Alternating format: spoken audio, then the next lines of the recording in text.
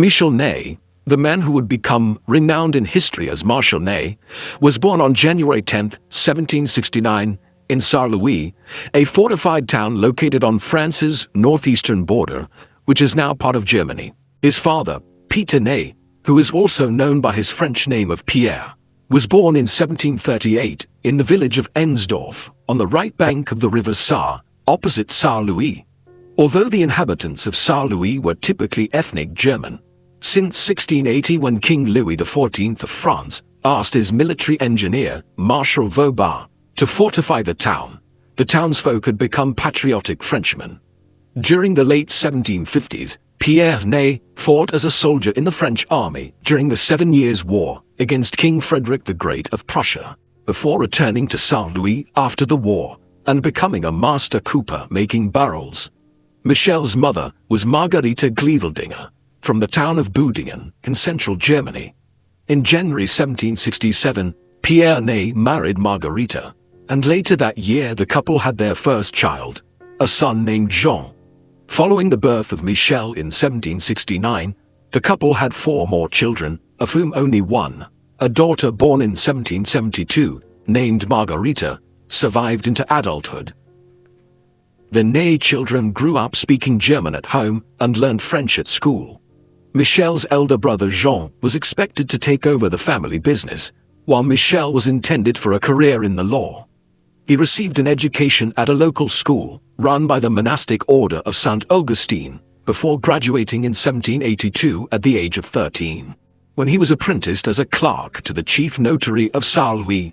By 1784, the 15-year-old Michel Ney was working as a junior clerk for the royal prosecutor in the town.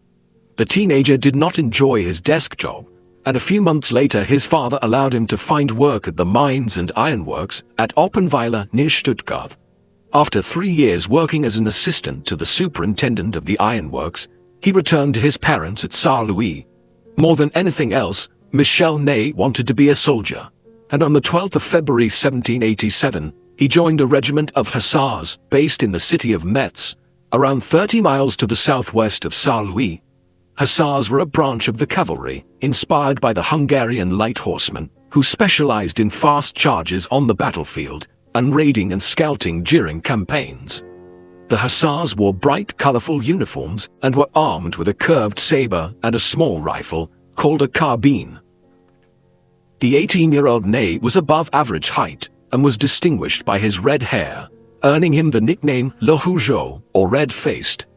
At camp he proved to be a good soldier and an excellent swordsman, but his prospects for promotion in the French Royal Army were limited. Officers in the French army had to be aristocrats for at least 2 generations. Ney, who had no noble blood whatsoever, was excluded. Ney's prospects of promotion changed significantly within 3 years of his joining the army. In the late 1780s, the French state, which was on the verge of bankruptcy as a result of King Louis XVI's military expenditures, frantically sought to raise taxes. In 1789, Louis summoned the Estates General, the dormant political body, bringing together the 3 feudal estates, the church, the aristocracy, and the commoners. As the 3 estates deliberated over how they would make decisions, the 3rd estate, that of the commoners, declared themselves to be the National Assembly on the 20th of June, claiming the right to represent the nation as a whole. The men of the National Assembly favored increasing political and civil liberties for the people, and a constitutional government with the king sharing power with the National Assembly as representatives of the people.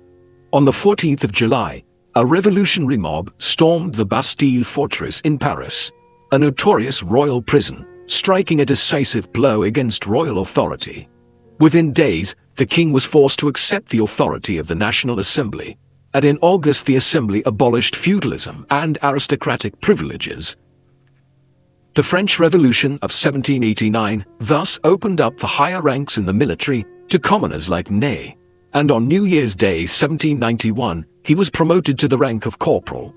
In June 1791, after spending 2 years effectively under house arrest in the palace of the Tuileries, King Louis and Queen Marie Antoinette attempted to escape in disguise to the Austrian Netherlands, in what is today modern Belgium, a territory which was ruled by Marie Antoinette's brother, Leopold II, who ruled over large parts of Germany as the Holy Roman Emperor.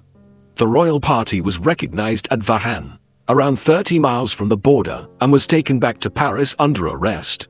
The plight of the French king and queen increased the possibility of war between revolutionary France and the crowned heads of Europe, who debated whether to rescue Louis and Marie Antoinette and restore them to the throne and their absolute power.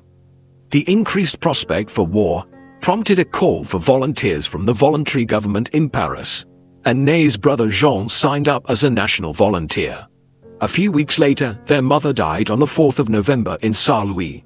By the time Austria and France went to war in May 1792, the 23-year-old Michel Ney had been promoted to regimental sergeant major.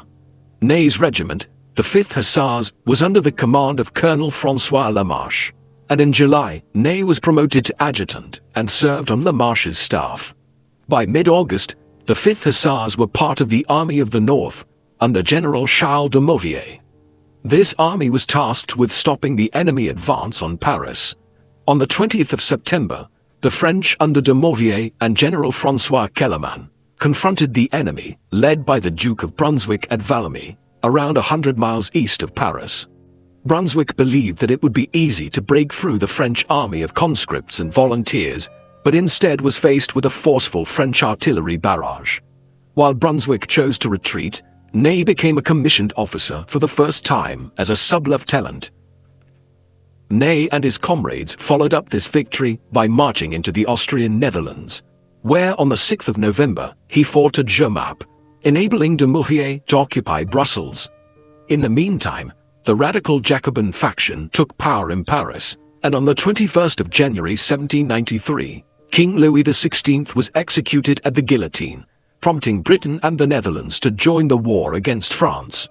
When the Austrians marched on Brussels in March, Ney served as an aide-de-camp to Lamarche, now a general, who led de Maurier's vanguard of 6,000 men. At Gossencourt on the 16th of March, Ney led the 5th Hussars in a charge against the retreating Austrians and took numerous prisoners. However, de Maurier was defeated at Neerwinden on the 28th of March, resulting in the French withdrawal from the Low Countries. The defeated commander feared arrest and defected to the Austrians, a major blow to the French. Following the defection, the French army was reorganized with Ney's 5th Hussars becoming the 4th Hussars. Ney continued his rapid rise in the military leadership, becoming a lieutenant in October and a captain the following April, where he led a company of around 100 men. In the early summer of 1794, the French general Jean-Baptiste Jourdan defeated the Austrians at the Battle of Fleurus, enabling the French to recapture the Low Countries. Ney's Hussars were part of General Jean-Baptiste Kleber's left wing during the battle, and after coming to Kleber's attention for his tactical insight, Ney joined Kleber's staff in July. Under Kleber, Ney led a small cavalry force to keep order and protect the army's supply columns. On the 30th of July, after leading this small force on a victorious charge against an enemy squadron of some 200 troopers, Ney was promoted to staff major. In late August, Ney led a raid on the enemy supply train near Maastricht, when he was surrounded by 3 groups of enemy cavalry. Ney courageously charged against the horsemen in front of him, and successfully broke through and even captured the enemy cavalry commander, an exploit that won him promotion to colonel. As Jourdan and Kleber continued to advance against the Austrians in late September, Ney worked closely with Kleber's vanguard commander, General Jean-Baptiste Bernadotte, who was impressed with Ney's bravery and intelligence and became a close friend of the rising star. By the beginning of October, the French armies had taken control of the left bank of the Rhine, and at the beginning of November, Ney helped secure the surrender of Maastricht, which had continued to hold out against the French forces. In December 1794, during the siege of Mayence, better known by its German name Mainz, Ney was severely wounded in the arm and returned to his hometown, which had been renamed Saint-Libre following the Revolution. In February 1795, he re-entered the army, now attached to the headquarters of General Jourdan, commander of the Army of the Sambre and Meuse. The 1795 campaign proved less successful than that of the previous year, as Jourdan's attempt to cross the Rhine to facilitate the siege of Mayence was beaten back by the Austrians. While an armistice held between the French and the Austrians on the Rhine, in early 1796, the 26-year-old General Napoleon Bonaparte was winning a string of victories against the Austrians in northern Italy. In May, hostilities recommenced at the Rhine. While Jourdan commanded the French left, the right wing was led by General Jean-Victor Marie Moreau, commander of the Army of the Rhine. The Austrian commander was Archduke Charles, younger brother of Emperor Francis II, and one of the most talented generals of the day.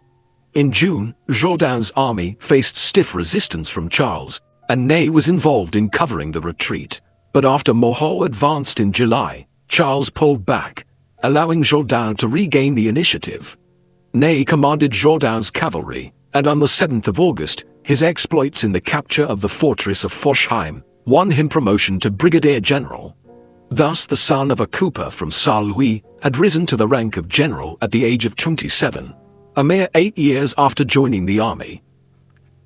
Not long after these successes, Jourdan suffered a series of setbacks against Archduke Charles, following which Ney led the rearguard in heavy and desperate fighting. In September, Jourdan resigned his command and another truce was agreed. Following an uneventful winter, General Lazare Hoche took command of the army of the Sambre and Meuse in February 1797.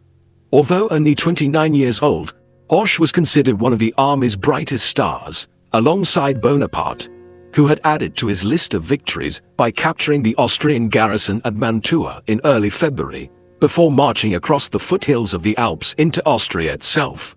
By the end of March, Bonaparte was at Klagenfurt in southern Austria and threatening to march on the Austrian capital of Vienna. In mid-April, Hoche was instructed to continue the campaign on the Rhine against a weakened Austrian army. During Hoche's victory at the Battle of Neuwied on the 18th of April, Ney was leading his Hussar division when he was counterattacked by Austrian cavalry and taken prisoner. The following day, news arrived that Bonaparte had agreed preliminary peace terms with Archduke Charles at Leoben, bringing an end to hostilities. Hoche helped to negotiate Ney's exchange for an Austrian general, allowing Ney to return to his division in early June. The agreement at Leoben was confirmed by the Peace of Campo Formio in November 1797, leaving Britain the remaining power that was still at war with France. Bonaparte planned to lead an invasion of Britain, and an army of England was being organized at Amiens, where Ney arrived in March 1798 with 2 Hussar regiments. After a few weeks, the French government decided that an invasion of England was unlikely to succeed, and dispatched Bonaparte to Egypt instead. Ney spent the rest of the year transferring between various peacetime assignments. In early 1799, as the threat of renewed hostilities with Austria increased, Ney was assigned to the vanguard of General Jourdan's Army of the Danube, which crossed the Rhine into the upper Danube Valley in southern Germany. Soon after the outbreak of the war in March, Ney joined Bernadotte in capturing Mannheim, on the eastern bank of the Rhine, for which he was promoted to General of Division. By the time Ney received his promotion in May, a combined army of the Danube and Switzerland was formed under the command of André Massena, who had served as a capable second-in-command during Bonaparte's Italian campaign. In the meantime, General Alexander Suvorov had arrived in northern Italy with 40,000 Russian troops to reinforce the Austrians, pushing the French westwards along the valley of the River Po. On the 26th of May, Ney assumed command of Massena's advance guard at Winterthur to the northeast of Zurich. On the 27th, Ney led 4,000 men towards the enemy, but soon found himself confronting an Austrian force around 4 times the size of his own. Ney led a fighting retreat back to Winterthur, during which he was wounded twice and had 2 horses killed from under him. After almost 2 months recovering from his wounds, Ney joined Massena in Basel on the 22nd of July, where he took command of the 6th Infantry Division. In the meantime, the situation on the Italian front had deteriorated, as Suvorov defeated General MacDonald at the Battle of Trebia in mid-June, where Ney's elder brother Jean was killed, while Suvorov captured the fortresses of Alessandria and Mantua in northern Italy in July. Massena and Charles were observing an unofficial truce in the upper Danube. This truce was briefly broken on the 17th of August, when Ney managed to beat back a sustained Austrian attack at Kleindettingen. A few days later, Ney was transferred to the headquarters of the Army of the Rhine in Mannheim, but was unable to achieve much under the command of the uninspiring General Leonhard Müller. While Ney and his men struggled to make progress in Germany, further bad news arrived from Italy, when on the 15th of August, Suvorov defeated General Barthélemy Joubert's army of Italy at the Battle of Novi, during which the French commander was killed. By early September, Suvorov was leading his 30,000 Russians over the Alps into Switzerland to support the Russian corps led by Alexander Korsakov in Zurich and take the fight to Massena. On the Rhine, Ney was on the defensive while the Austrian vanguard under Prince Karl von Schwarzenberg occupied the eastern bank of the river. On the 18th of September, the Austrians captured Mannheim and Müller ordered Ney to withdraw further from the Rhine. On the 24th of September, the incompetent Müller was dismissed and recalled to Paris, and Ney was appointed to take his place as commander-in-chief of the Army of the Rhine. Ney agreed to accept the post on a temporary basis for 10 days and immediately set about reorganizing the army by maintaining a line of garrisons along the Rhine, while keeping a small active force to resist any attempted crossings. At the end of September, Ney received news of Massena's victory over Korsakov at the Battle of Zurich and decided to go on the offensive to harass the Austrians and prevent them from concentrating under Archduke Charles. Shortly before handing over command to General Claude Lecourbe, Ney recaptured Mannheim and Heidelberg on the 17th of October, regaining what Müller had lost a month earlier. At the end of August 1799, General Bonaparte returned to France from Egypt. Since landing in Egypt the previous July, Bonaparte had swiftly taken control of Egypt, but the defeat of the French fleet by British Admiral Horatio Nelson at the Nile on the 1st of August left him cut off from France. Napoleon's Army of the Orient marched into Syria to confront the armies of the Ottoman Empire, but was unable to capture the fortress of Acre on the Mediterranean coast. After abandoning the siege in May 1799, Bonaparte returned to Egypt, where he learned of the French defeats in Italy. On the 24th of August, he set sail from Alexandria and left General Kleber in charge. He believed that he had to take charge of the government to restore French fortunes, and after his arrival in Paris, he happily joined a plot planned by Abbé Emmanuel Joseph Sieyès, a cleric and politician who had been instrumental in asserting the rights of the Third Estate during the Revolution of 1789. On the 9th of November 1799, Bonaparte overthrew the Directory and established himself as first consul of the French Republic. Bonaparte's coup was enthusiastically welcomed by Ney and his fellow officers in the French army. Following a sustained Austrian counter-offensive, which began at the end of November, the Army of the Rhine was forced to evacuate the east bank of the river. Bonaparte was already making plans for the campaign in 1800. Napoleon consolidated the French armies in Germany and created a 140,000-strong Army of the Rhine under General Moreau in southern Germany and Switzerland. Ney commanded some 10,000 men of the 1st Division under the direct command of General Laurent Gouvion-Saulcier, the commander of Moreau's center. Ney's division served as the advance guard and crossed the Rhine on the 25th of April 1800. The Austrian commander-in-chief, Paul Kray, had around 100,000 men under arms and fell back to the city of Ulm in Bavaria. While Moreau pursued the retreating Austrians, on the 6th of May, Ney attacked the Austrians at Sigmaringen on the Danube and took almost 2,000 prisoners. While Moreau was advancing in Germany, Bonaparte led his army of reserve into Italy, striking at the rear of General Michael von Melas's Austrians, who were then besieging Massena in Genoa, the last remaining French foothold in Italy. Although Massena was obliged to withdraw from Genoa on the 4th of June, he had won enough time for Napoleon to surprise the Austrians by crossing the Alps. On the 14th of June 1800, Bonaparte met Melas in battle at Marengo near Alessandria. The Austrians were making steady progress throughout the day against Bonaparte's men before General Louis Desaix arrived on the scene with 6,000 men and turned the tide of the battle, though Desaix lost his life in the process. That same day in faraway Egypt, Ney's friend and former commander, General Kleber, was assassinated by a student in Cairo. Back in Germany, Moreau reorganized his army at the end of May, and Ney now led General Clenier's 2nd Division on the army's left wing. In June and July, Ney was at the forefront of the action, as Moreau forced Kray to retreat down the Danube. On the 15th of July, an armistice was signed, while peace talks were taking place between France and Austria. The Austrians refused to accept Bonaparte's terms, and hostilities recommenced in November. Kray had been replaced by the 18-year-old Archduke John, the youngest brother of Emperor Francis. The inexperienced Archduke was assisted by his chief of staff, Colonel Franz von Weyrother, who advised a flank march to cut off Moreau's communications.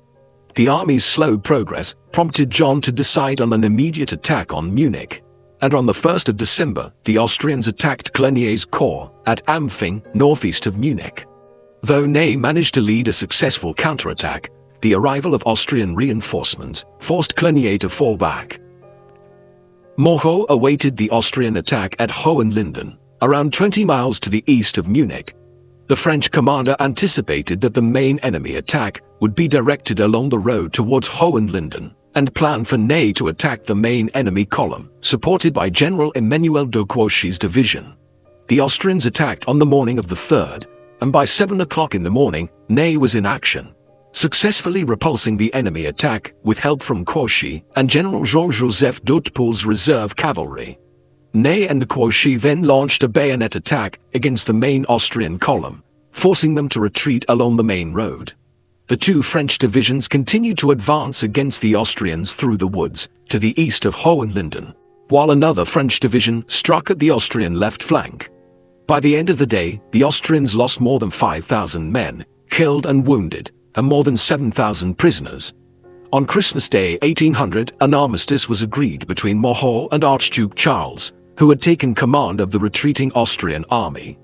The peace negotiations resumed, and in February 1801, the Peace of Lunéville was agreed.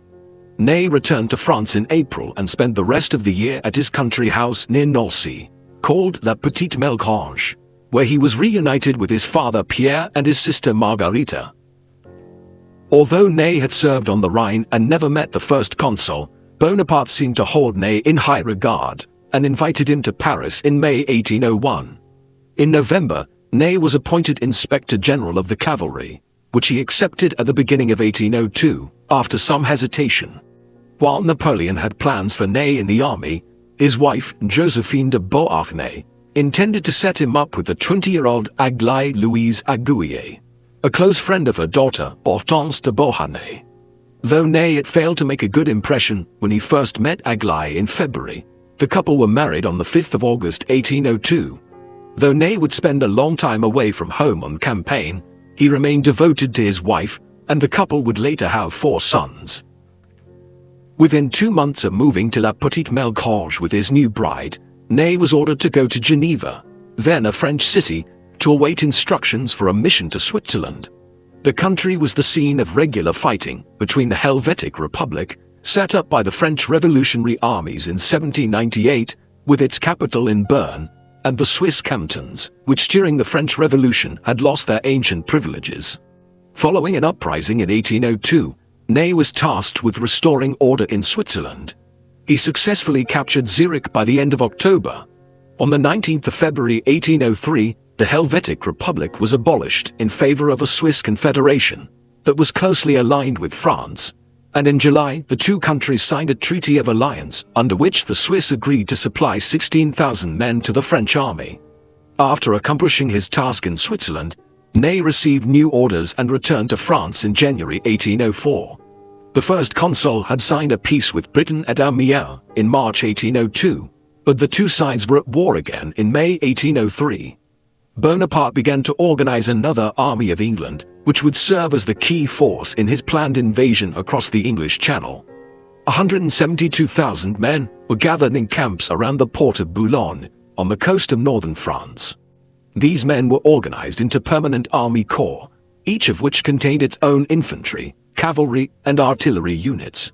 Ney was given command of 20,000 men, who formed the 6th Corps on the extreme left, encamped near the village of Étaples, with its headquarters at Montreuil. By the time he was supervising the training and military exercises of the men at Boulogne, the 36-year-old General Michel Ney had spent almost half his life in military uniform.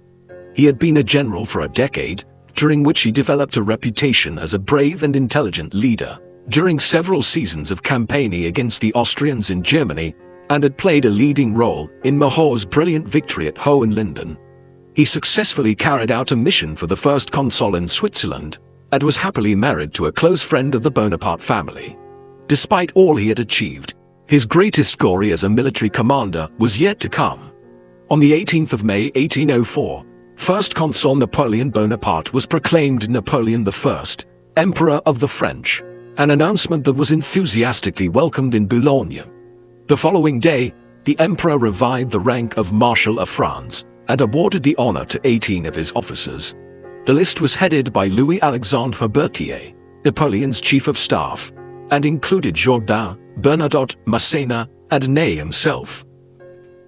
After attending Napoleon's coronation in Paris on the 2nd of December 1804, Ney returned to Montreuil in February 1805, where preparations for the invasion of England increased in intensity. Napoleon devised a plan for Admiral Pierre-Charles Villeneuve to evade Nelson's fleet by heading for the West Indies before turning around and heading to the English Channel, to give Napoleon the window he needed to ferry his army of England across the Channel. By early summer, Villeneuve was back in European waters, while Nelson was still in the Caribbean. After clashing with Admiral Robert Calder's fleet off Cape Finisterre in northern Spain, Villeneuve decided to seek refuge in the Spanish port of Cadiz, spoiling Napoleon's plans. Having lost his window of opportunity to cross the Channel, Napoleon ordered the army to break camp on the 27th of August. Admiral Nelson's destruction of Villeneuve's Franco-Spanish fleet at Trafalgar on the 21st of October 1805 further ensured that a French invasion of England could not take place. While Napoleon had been planning to invade England, British Prime Minister William Pitt the Younger was seeking allies to join the war against France. By August 1805, the Third Coalition was formed, with Britain, Austria and Russia as the leading powers. The main Allied armies consisted of 150,000 Austrians under Archduke Charles, who were assigned to strike against Napoleon's Kingdom of Italy. Another force of 60,000 Austrians and 70,000 Russians were to march on the Rhine. Rather than waiting for General Mikhail Kutuzov's Russians to arrive, the 60,000 Austrians decided to march into Germany to subdue Napoleon's Bavarian allies. Though nominally commanded by Archduke Ferdinand, another of Emperor Francis's brothers, Chief of Staff General Karl Mack was effectively in charge of the operation. While Mack concentrated his army around Ulm, awaiting Kutuzov's arrival, Napoleon planned to march 150,000 men of his renamed Grande Armée, or Great Army, to defeat Mack at Ulm before the Russians arrived. In the meantime, Masséna was stationed in northern Italy with 50,000 men, with instructions to keep Archduke Charles busy. Ney was ordered to lead his 6th Corps to the Rhine and arrived 3 weeks later after a 350-mile march. He had on his staff a young Swiss officer named Antoine-Henri de Jomini, who would later become one of the two leading military theorists of the age. Napoleon ordered Marshal Joachim Murat, his cavalry commander and brother-in-law, to make a demonstration to the west of Ulm, while the Grande Armée rapidly wheeled around to the north to threaten Mack's rear from the east. The French advanced rapidly as each corps marched on different roads, converging on Ulm. Ney's 6th Corps crossed the Rhine on the 27th of September and reached Stuttgart 3 days later. By the 3rd of October, the Grande Armée began wheeling south towards the Danube, downriver from Ulm. It was only on the 5th that Mack discovered the enemy was to his east, but an attempt to break out north faced opposition from Ney on the 9th of October. Acting on Murat's orders, Ney continued to march south, but on the 11th, his 1st Division under General Dupont was attacked by Mack and was forced to fall back. As Mack prepared to break out to the northeast, Napoleon ordered Ney to attack the Austrian vanguard at Elchingen. On the 14th, Ney personally led his corps into the fray, and despite some fierce resistance, the Austrians fell back towards Ulm in the early afternoon. Napoleon honored Ney's victory by granting him the title Duke of Elchingen. By the 16th of October, Ulm was surrounded by the Grande Armée, and on the 19th, Mack agreed to surrender. Almost the entire Austrian army had been eliminated from the equation, with hardly any bloodshed, with only a few thousand Austrians able to withdraw eastwards and join up with Kutuzov's approaching Russians. While Ney remained in Ulm, some of his men were detached to join Napoleon's main army, leaving him with fewer than 10,000 men. Napoleon pursued Kutuzov as the latter retreated along the Danube, to join up with Russian reinforcements under General Fyodor Buxhoeveden. After occupying Vienna, Napoleon defeated the combined Austro-Russian army at Austerlitz on the 2nd of December. Ney had played no part at Austerlitz and had been fighting an Austrian army of 20,000 in the mountainous region of the Tyrol instead.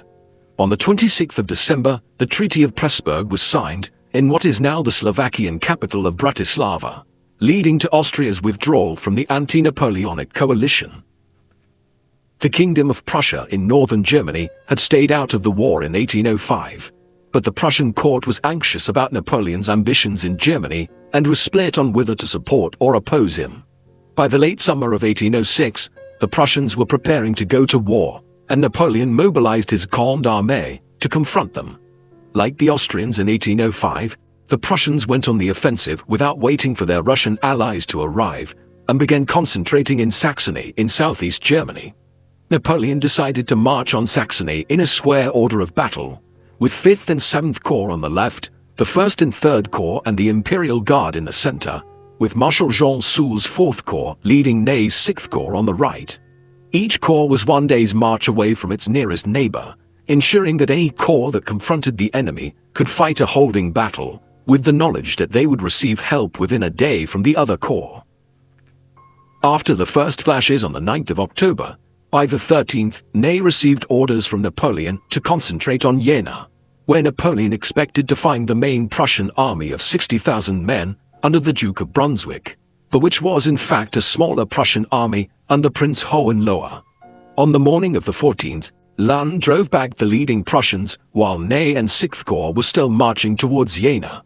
Keen to join in the fray, Ney defied the Emperor's orders and led his advance force of around 3,000 men into the attack to the left of Lannes. Ney's small force pushed forwards and were briefly isolated, facing a strong enemy counterattack, forcing him to form his infantry into squares to repel enemy cavalry charges. After desperate fighting, Lannes and Soult advanced on either side and renewed the attack. It was only at the end of the day, when the Prussians were in full retreat, that the rest of Ney's corps arrived on the field. Late in the day, Napoleon received a report from Marshal Louis-Nicolas Davout of 3rd Corps, announcing that his single corps had defeated an enemy force of some 60,000 men at Auerstedt to the north of Jena. It was only then that Napoleon realized that Davout had been fighting Brunswick's main army. For the remainder of the month, Ney's relatively fresh corps joined Mucha in pursuing the enemy and in capturing isolated Prussian garrisons. Their forces forced the surrender of Erfurt and Magdeburg at the beginning of November. With the Russians now on the move, Napoleon intended to continue eastwards to subdue the Prussian garrisons in East Prussia and meet the Russians in battle. As Ney marched across Poland, in late December, Lannes engaged General Levin August Bennigsen's Russian army in an indecisive battle at Pultusk in East Prussia, now northeastern Poland. By January 1807, Ney's corps had been reduced to 10,000 men as a result of attrition, and the men found it difficult to keep themselves supplied during the winter. Acting without orders, Ney moved his corps to the north, seeking fresh provisions, and with an eye to marching on Königsberg, now the Russian enclave of Kaliningrad, where Prussian King Frederick William III had taken refuge. A furious Napoleon reprimanded Ney for placing Bernadotte's 1st Corps in danger from Bennigsen. The Russians took the offensive and forced Bernadotte to withdraw from Morhungen on the 25th of January. During the first week of February, Ney was on the French left, opposite General Anton Wilhelm von Lichtstock's 10,000 Prussians. On the 8th of February, Bennigsen's 60,000 men took up a defensive position to the northeast of the town of Eylau, preparing to do battle with Napoleon. The Emperor had little more than 40,000 and hurriedly ordered Davout to join him on the right and Ney on the left. Ney did not receive his orders until mid-morning, when the Battle of Eylau was already raging. Marshal Pierre Augereau's 7th Corps lost its way in a snowstorm and was cut down by Russian guns. In order to gain time to reorganize his line, Napoleon ordered Murat to launch a cavalry charge, which proved far more successful than anticipated. Towards the end of the day, Lestock's Prussians entered the fray and shifted the momentum in Bennigsen's favor, but Ney arrived on the field at around 7 in the evening, and Bennigsen withdrew from the field during the night. Both sides suffered more than 20,000 casualties in the indecisive battle. After examining the corpses strewn over the battlefield the following morning, Ney remarked, "What a massacre, and all to no purpose." For the next 4 months, both armies maneuvered against each other without any serious fighting.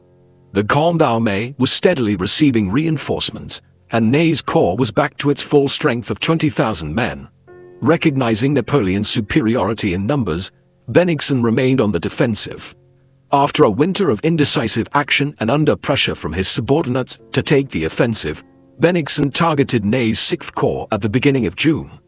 On the 5th and 6th of June, Ney fought a rearguard action at Gutstadt, which limited the Russian advance to 10 miles, at the cost of 2,000 casualties, giving Napoleon time to concentrate his forces. A French attack on the strong Russian position at Heilsberg on the 10th proved extremely costly, but led Bennigsen to retreat towards Königsberg. Lannes led the pursuit and arrived at the Aller River at Friedland. On the morning of the 14th of June, the 7th anniversary of the Battle of Marengo, Bennigsen recrossed the Aller and attacked Lannes' isolated corps, while Napoleon brought up 3 additional corps and the Imperial Guard. Deployed on the French right, Ney launched the decisive attack on the Russian left, under Prince Piotr Bagration, forcing the Russians into a rout and fighting his way into the burning town. Following his defeat at Friedland, Bennigsen retreated to the river Niemen, the border between East Prussia and the Russian Empire. Tsar Alexander sued for peace, and in early July, Russia and France signed the Treaty of Tilsit, ending the War of the Fourth Coalition. Having defeated and made peace with the Austrians, Prussians and Russians within the space of a year and a half, Napoleon turned his attention back to Britain. As he could not invade England, the emperor turned to economic warfare, and in November 1806 he issued the Berlin Decree, which established the Continental System. This system was intended to blockade British trade with the European continent. After Tilsit, most of the European continent had joined the Continental blockade, with only Sweden and Portugal outside of the coalition. While asking his new Russian ally to take care of Sweden, in November 1807, Napoleon sent a small army, under General Jean-Andoche Junot, to invade Portugal. Although Junot quickly occupied the country and forced the Portuguese court to flee to Brazil, a British army landed in early August 1808, and British forces, led by General Sir Arthur Wellesley, the future Duke of Wellington, defeated Junot at Vimiero on the 21st of August. Under the terms of the Convention of Sintra on the 30th of August, Junot was forced to leave Portugal, enabling the British to assume control of the kingdom. In the meantime, Napoleon used the invasion of Portugal to establish a strong military presence in Spain. Napoleon placed his elder brother Joseph as King of Spain in July 1808 and anticipated that it would be straightforward to subdue the Spanish rebels. When General Dupont and his 17,000 men were forced to surrender to a Spanish army at Belen on the 19th of July, Napoleon responded by sending some of his most experienced veterans to Spain, including Ney's 6th Corps. The emperor took command of the army himself, and his armies reoccupied Madrid at the beginning of December. While Spanish armies were defeated one by one, the British contingent of 20,000 men, under General Sir John Moore, marched from Portugal into the Spanish heartland in an effort to rally Spanish support. By late December, Moore realized that Napoleon was leading 50,000 men against him, and began to retreat towards the port of Coruña in northern Spain, from where he could evacuate his army. Ney accompanied Napoleon in the pursuit of Moore, but at the beginning of January 1809, Napoleon decided to return to Paris, following rumors of a plot against him, leaving Marshal Soult to continue operations against Moore. Soult decided to continue the pursuit alone and ordered Ney to pacify the province of Galicia in northwestern Spain. On the 16th of January, Moore was killed while fighting a rearguard action, covering the successful evacuation of his men from Corunna. By the middle of 1809, Napoleon was once again in the Danube Valley, fighting the Austrians under Archduke Charles. The marshals in Spain were nominally under the command of King Joseph and his chief of staff, Marshal Jourdan. But the ambitious marshals effectively operated as independent rulers and listened to nobody in the absence of the emperor. While leading his own campaign from Galicia into neighboring Asturias in May, Ney received the unwelcome news that General Wellesley had defeated Soult at the Battle of Douro on the 12th of May and captured the port city of Porto. Wellesley then marched into Spain, where he won the Battle of Talavera in late July, aided by his Spanish ally, General Cuesta, for which he became Viscount Wellington of Talavera. The British commander lacked the numbers to go into Spain and decided to retreat to Portugal, while Ney was ordered to move his headquarters to Salamanca in western Spain. After returning to Portugal, Wellington decided to adopt a defensive posture and ordered the construction of a series of defenses known as the Lines of Torres Vedras, protecting the Portuguese capital of Lisbon. In the spring of 1810, Marshal Massena was given command of the Army of Portugal, consisting of Ney's 6th Corps and Junot's 8th Corps. Ney began operations to besiege Ciudad Rodrigo on the road to Portugal in June, but after a few days, Ney and Massena had a serious disagreement. When Massena threatened to send him back to France, Ney reluctantly complied, and Ciudad Rodrigo duly fell on the 9th of July. As Massena led his 65,000 men into Portugal, the ill-tempered Ney chose to follow his superior's orders to the letter, even if he knew they were mistaken. Thus, on the 27th of September 1810, Ney's columns marched up the ridge at Busaco, where they were easily beaten back. The British commander fell back behind the Lines of Torres Vedras, allowing Massena's army to dwindle through attrition. In March 1811, Massena had only 30,000 men left and decided to retreat to Spain, prompting Wellington to go on the offensive. Ney led the rearguard at Pombal and Redinha, but had to sacrifice the army's supply train in order to save the army.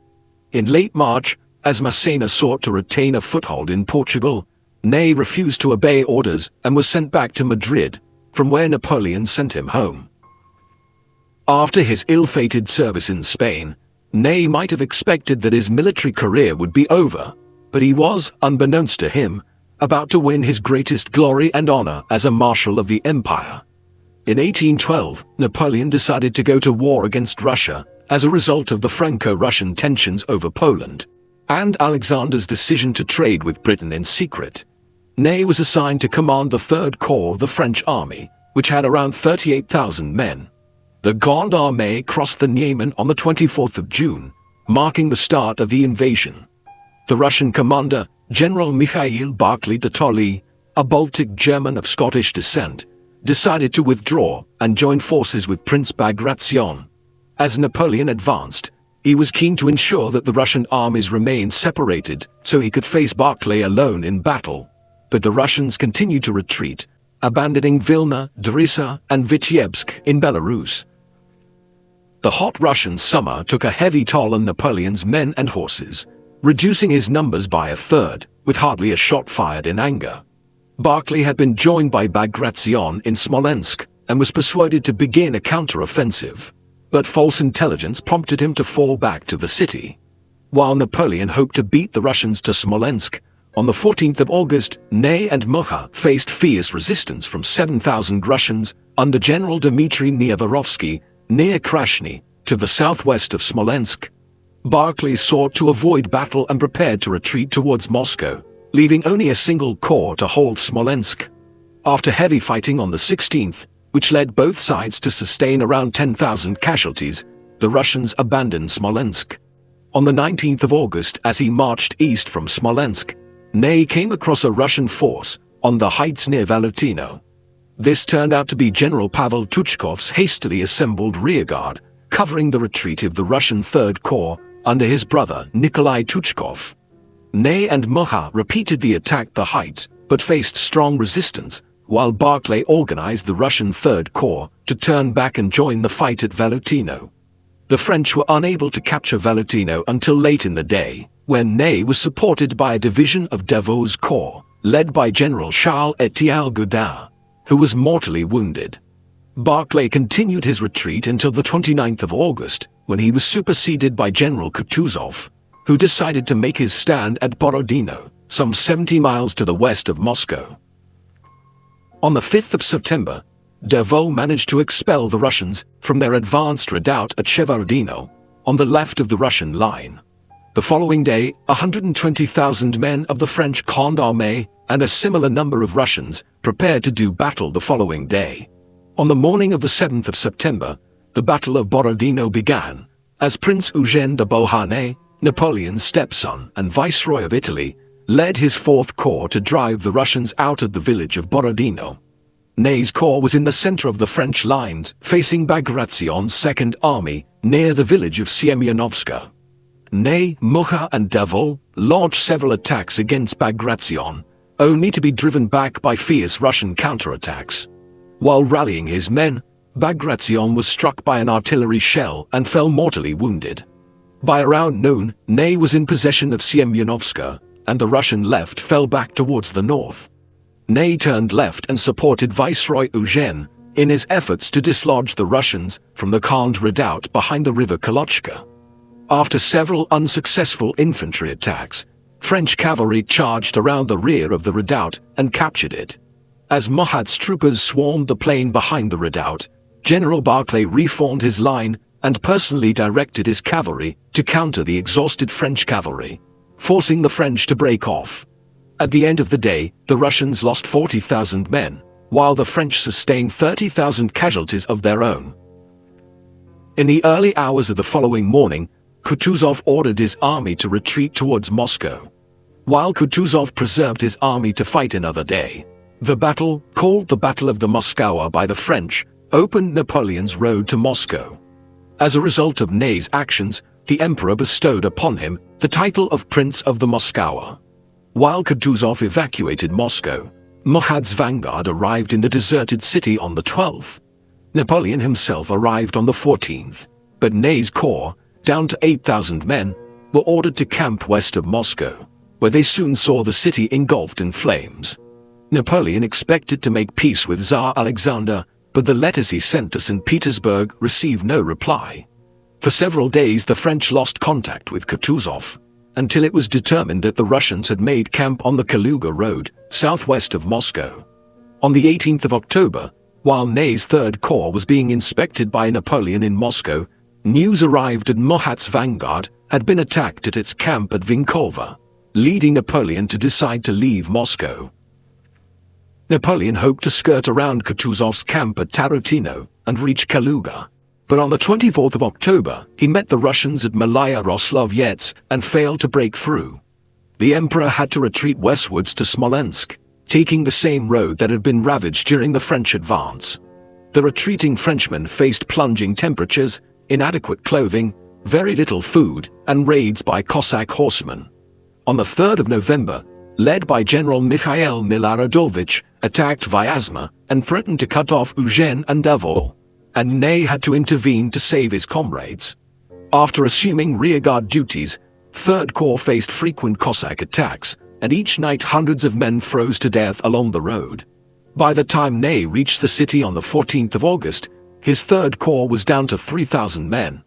He was unable to resupply his men as the corps before him plundered all the stores, and on the 17th, Ney left Smolensk, hoping to join up with Davout at Krasny. While the French took on provisions in Smolensk, Kutuzov had overtaken them and lay in wait along the road, hoping to destroy the French corps one by one as they left the city. After leaving Smolensk, Ney found that he was cut off from Davout. When asked to surrender by a Russian officer, Ney responded, "A Marshal of France does not surrender."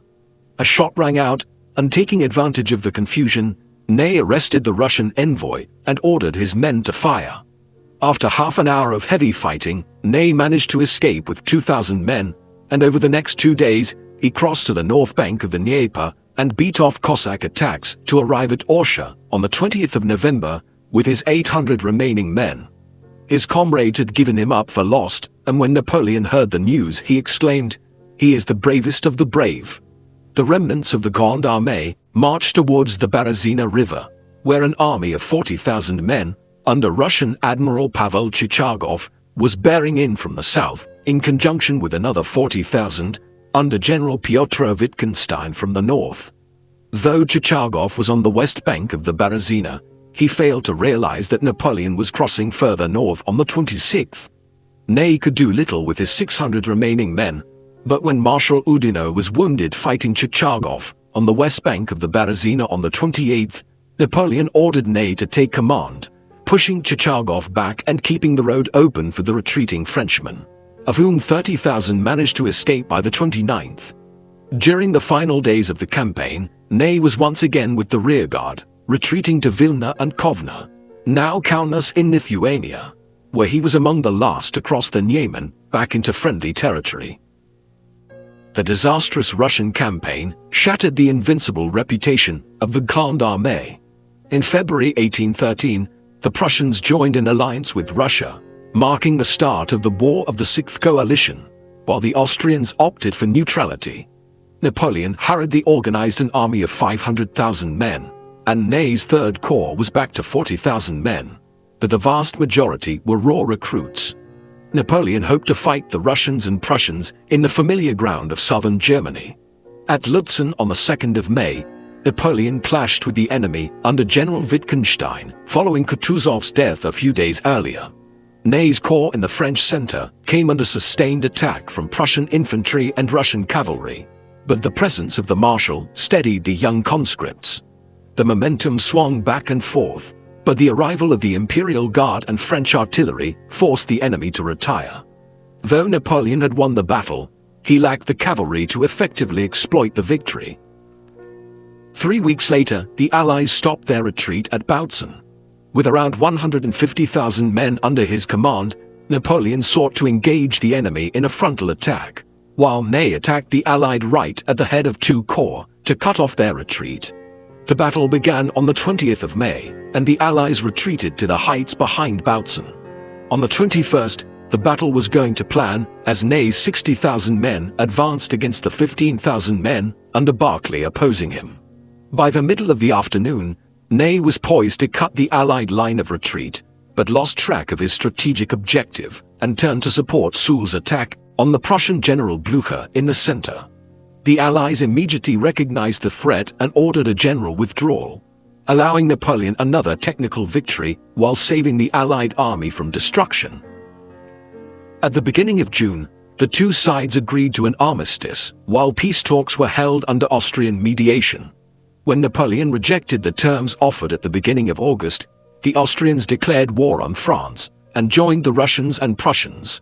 The Sixth Coalition's forces were divided into 3 main armies: the Army of Bohemia in Czechia, under Prince Schwarzenberg, which included 230,000 Austrians, Prussians and Russians; the Army of Silesia in southern Poland, under General Blücher, made up of 110,000 Prussians and Russians; and the Army of the North around Berlin, some 90,000 Prussians and Swedes, under Jean-Baptiste Bernadotte, who had been Crown Prince of Sweden since 1810. Napoleon had 250,000 men available for active operations around Dresden, and he hoped to defeat the Allied armies separately. On the 26th of August, Schwarzenberg attacked General Saucer's corps at Dresden. Napoleon hurried with reinforcements, and Ney led 2 columns of the Imperial Guard into action. The following day, Napoleon had 100,000 men at Dresden, but decided to go on the offensive. The enemy flanks were broken, while Ney pushed forward in the center to complete an unexpected triumph, inflicting more than 40,000 casualties on the enemy at the cost of 10,000 French dead and wounded. Once again, Napoleon failed to exploit the victory, and General Vandaume's corps, which pursued the enemy, was isolated and defeated at Culm on the 29th. In the meantime, Napoleon received news that Borodino had been defeated by Bernadotte at Kolsperen in the north on the 23rd of August, while on the 26th, Marshal MacDonald was beaten by Blücher during a chaotic fight in heavy rain at the Katzbach. Keen to avenge Borodino's defeat, Napoleon placed Ney at the head of 70,000 men to attack Bernadotte and occupy Berlin.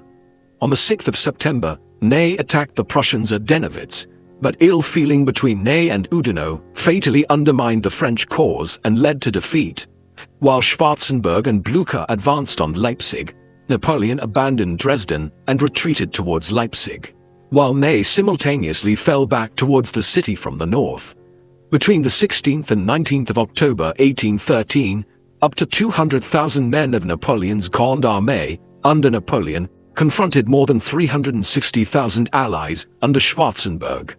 Ney had resumed command of the Third Corps and played little part during the first and heaviest day of fighting, during which Mahat led 5,000 cavalrymen on a daring charge which almost captured the three allied sovereigns before being beaten back. On the 18th, the third day of battle, Ney and Marshal Marmont valiantly held the northern line against Blücher and Bernadotte, but superior allied numbers caused the line to collapse late in the day, and the Grande Armée withdrew on the morning of the 19th. Following the defeat at Leipzig, Napoleon decided to abandon Germany and retreated behind the Rhine. During the winter, hundreds of thousands of Allied troops poured into France, while Napoleon barely had 40,000 men, and Ney's part was reduced to the command of a Guards division of 2,500 men. Napoleon's small army proved more mobile, and over 6 days between the 10th and 15th of February 1814, he defeated and reduced Blücher's army in a series of 4 battles. Napoleon's genius was on full display as he sought to fend off both enemy armies in turn. On the 20th of March, Ney offered strong resistance at Arcis-sur-Aube, leading 7,000 men, but the following day's attacks was called off after Napoleon realized he was facing Schwarzenberg's entire force. Napoleon tried to march east to stir up patriotic sentiment in eastern France, but after being informed that the Allies were marching on Paris, he ordered his men to hurry to the capital. Napoleon reached the outskirts of Paris on the 30th, when he learned that Paris had fallen to the Allies. While the Allies were in Paris demanding Napoleon's surrender, the Emperor gathered around him an army of 60,000 men at Fontainebleau and vowed to fight on. On the 4th of April, the marshals who remained with Napoleon collectively agreed that there was no longer any hope, and Ney confronted the Emperor, informing him that he had no choice but to give up his throne. After the marshals collectively refused to march on Paris and subjected to the same fate as Moscow, Napoleon agreed to abdicate in favor of his 3-year-old son, who would become Napoleon II. Ney transmitted this message back to Paris, but the Allies stood firm. Napoleon would have to abdicate unconditionally. The late Louis XVI's younger brother would return to the throne as Louis XVIII, and Napoleon would be exiled to the island of Elba off the coast of Tuscany. Ney returned to Fontainebleau on the evening of the 5th to convey the Allied refusal. Napoleon eventually backed down and accepted the terms of defeat. On the 6th of April, Napoleon signed an unconditional abdication, and Ney returned to Paris to declare his loyalty to the new government. In gratitude to Ney's part in persuading Napoleon to abdicate, the new monarch confirmed him as Marshal of France, Prince of Muscoa, and Duke of Elchingen. While Ney hoped to settle down to a quiet life, on the 6th of March 1815, he received an urgent summons to Paris from Marshal Soult, now Louis's Minister of War. The following day he arrived in the capital to hear that Napoleon had escaped from Elba and landed in southern France. That evening, Ney promised the king that he would bring Napoleon back in an iron cage. As Ney took up his command to block Napoleon's path, he struggled to find men loyal to the king. After unleashing a tirade at the royalists who abandoned their posts, on the 13th of March, Ney received a message from Napoleon's intermediaries with an offer to switch sides. The following day, he announced that he intended to join Napoleon and was met with enthusiastic cries of "Long live the Emperor." After Napoleon's return to France on the 20th of March, a new coalition was formed, including Austria, Britain, Prussia, and Russia, to remove the emperor from his restored throne. In June 1815, faced with the prospect of more than 600,000 Allied troops invading France, Napoleon decided to march against Wellington and Blücher, each of whom had around 70,000 men. Since his restoration, Napoleon remained suspicious of Ney and did not offer him a command, but at the last minute summoned Ney to his headquarters in Belgium and offered a command. Napoleon had divided his army into 3 groups. Ney's 40,000 men on the left would operate against Wellington's army, while Marshal Blucher's 40,000 on the right would advance against Blucher's Prussians. Napoleon would have 30,000 men in the center, with the option of joining either Ney or Blucher as circumstances dictated. On the 16th of June, Ney approached the crossroads at Quatre Bras, where he found some Dutch troops under Wellington's command. Ney did not receive orders to attack until the afternoon, allowing Wellington to send substantial reinforcements. The same day, Napoleon and Blucher were in the process of defeating the Prussians at Ligny. Ney had been counting on the arrival of General d'Erlon's First Corps, and was infuriated when Napoleon ordered d'Erlon to march towards Ligny. D'Erlon marched back and forth without taking part in either battle. Learning of Blucher's defeat at Ligny on the morning of the 17th, Wellington withdrew to a position at Waterloo, on the southern approaches to Brussels. After being informed that the Prussians were retreating northeast, away from Wellington, Napoleon ordered Blucher to keep track of the Prussian movements, while he joined Ney to pursue Wellington. Arriving at Waterloo on the morning of the 18th of June, Napoleon waited for his army to form and attacked just before noon, sending his brother Jerome's division against the farm of Hougemont on Wellington's right. Though this was intended to be a diversionary attack, the fighting on the French left gathered intensity throughout the day. Napoleon launched his main assault at Wellington's center, ordering Ney to accompany d'Erlon's 20,000 men, who attacked in 4 large columns. Just as the French columns were reaching the crest of the ridge, General Thomas Picton ordered a counterattack. Though Picton was killed instantly, the British redcoats repelled the French columns, while British heavy cavalry charged all the way to the French lines. As the afternoon wore on, Napoleon saw Prussians approaching from the northeast, and sent for Blucher to join him.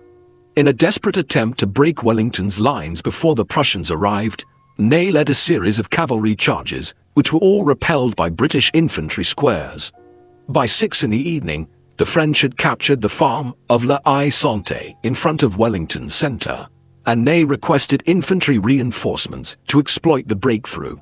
With only his guard in reserve, Napoleon refused, but as the Prussians continued to arrive and extended the Allied left, Napoleon ordered Ney to lead the guard for a final assault.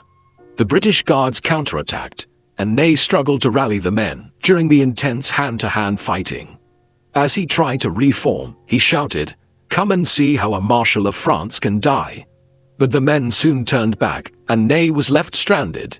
As the British cavalry came crashing down, he found refuge in a square, before retiring from the field on foot. A depressed and demoralized Ney had sought death on the battlefield of Waterloo. When Louis XVIII was restored to the throne on the 8th of July, Ney knew that he would most likely be executed for treason. After considering plans to escape to the United States or to Switzerland, Ney received news that the king had signed decrees, depriving him of his aristocratic titles, and that he would be tried at a court-martial. On the 4th of August he was arrested at a chateau, where he had taken refuge, and was taken to the Conciergerie prison in central Paris on the 19th. Marshal Ney was asked to preside over Ney's court-martial but refused, reminding the king of the many French lives that Ney had saved at the Berezina. Marshal Gendard agreed to preside over Ney's court-martial, which met on the 9th and 10th of November. The court decided that it had no jurisdiction, an outcome that pleased Ney, who thought that his former colleagues would condemn him. The Chamber of Peers took up the case. Ney and his lawyers sought to demonstrate that his defection was not premeditated.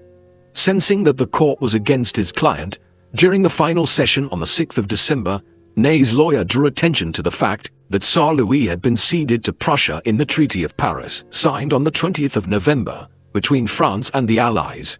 But Ney asserted, "I am French and will remain French." At the end of the proceedings, 157 peers decided that Ney was guilty, with only a single vote against, and 137 voted in favor of execution.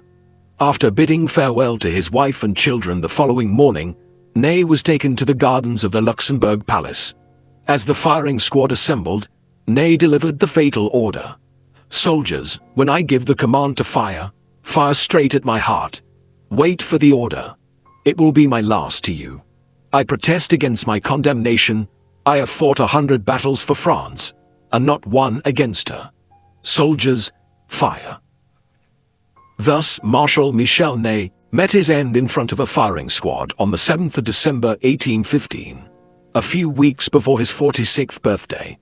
He was buried in the Père Lachaise cemetery in Paris, where a dozen of his fellow marshals, including Davout and Massena, would later join him. Marshal Ney leaves a legacy as one of the most famous soldiers in French history. The son of a humble cooper from the Franco-German borderlands, Ney was one of many talented officers who rose rapidly up the ranks of the French revolutionary armies in the 1790s. After spearheading Moreau's victory at Hohenlinden in 1800, Ney's destiny was closely tied to Napoleon's star. After being named one of Napoleon's 18 marshals in 1804, Ney was at the emperor's side from the Ulm campaign in 1805 to the victories at Jena and Friedland, which made Napoleon master of Europe. After being stuck in Napoleon's Spanish quagmire, he attained his greatest glory at Borodino, and in the infamous retreat of 1812. He was at Napoleon's side during the epic battles against the Sixth Coalition in 1813, and the forlorn defense of France in 1814.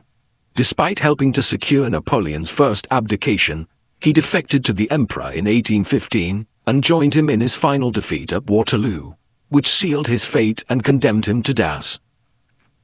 What do you think of Marshal Ney? Was he one of the greatest soldiers in history, whose bravery and determination inspired his men to great deeds, both in victory and defeat? Or was he a second-rate general, who often acted without orders and was saved by his comrades on the battlefield? Please let us know in the comment section. And in the meantime, thank you very much for watching.